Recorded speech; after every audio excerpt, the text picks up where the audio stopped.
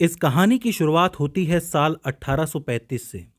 British east India company Bharat में कई तरीके के अधिनियम ला रही थी और उन्हीं अधिनियमों के तहत कंपनी ने भारतीय नमक पर 1835 में नमक कर यानी कि द सॉल्ट टैक्स लगा दिया। यहाँ भारतीय नमक का मतलब था कि वो नमक जो भारतीयों द्वारा बनाया जाता था, भारतीयों द्वारा संग्रह किया जाता था और आम भारतीयों को बेचा जाता था। कंपनी को इस बात का अंदाजा था कि नमक एक ऐसा पदार्थ है जो आम से लेके खास हर एक आदमी के लिए बहुत जरूरी है और इसीलिए अंग्रेज इस व्यापार पर एकाधिकार चाहते थे, यानी कि वो इस व्यापार को कंट्रोल करना चाहते थे, नियंत्रित करना चाहते थे। अब इस एकाधिकार के लिए जरूरत थी इस चीज की कि भारत के बाजारों से भारतीय नमक को खत्म किया जाए और कंपनी ने इस भारतीय नमक को बाजार से हटाने के लिए कई तरीके के कानून बनाना शुरू किए और अंततः जब भारत में ताज का राज आया, यानी कि जब कंपनी राज खत्म हुआ, तब साल 1882 में ब्रिटिश सरकार ने भारत में नमक कानून लागू कर दिया। इस कानून के अनुसार भारत के बाजारों में सिर्फ अंग्रेजों द्वारा आयातित नमक ही बिक सकता था।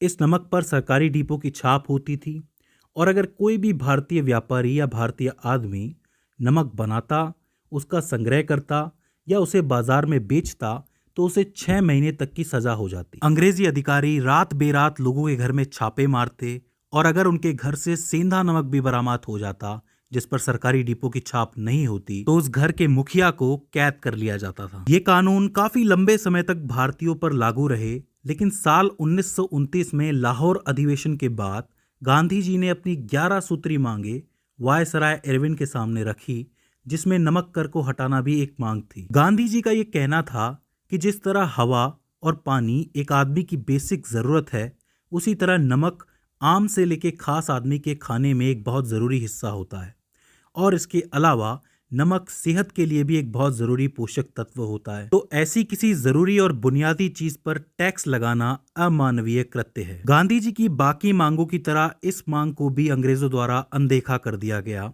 और अंततः 12 मार्च 1930 को गांधी जी ने अपने 78 समर्थकों के साथ अहमदाबाद के साबरमती आश्रम से अपनी दांडी यात्रा शुरू कर दी। यह यात्रा 24 दिन तक चली और 24 दिन के बाद 241 मील का रास्ता तय करके गांधी जी गुजरात के दांडी तट पर पहुंचे। इस यात्रा में गांधी जी व उनके समर्थक रोज 10 से 12 मील का सफर तय करते और आगे बढ़ते। जब वे सभी लोग गुजरात के दांडी तट पर पहुंचे तब गांधी जी के समर्थकों की संख्या जो कि पहले 78 थी, अब वो हजारों में परिवर्तित हो चुकी थी। 6 अप्रैल 1930 को दांडी तट पर नमक को अपने हाथों में लेकर गांधी जी ने कहा कि आज मैं इस नमक को अपने हाथों में लेकर ब्रिटिश साम्राज्य की नींव हिला रहा हूं। और इस तरह गांधी जी ने सविनय अवज्ञा आंदोलन की शुरुआत की, यानी कि एक ऐसी अवज्ञा जो असहयोग के बाद आई थी।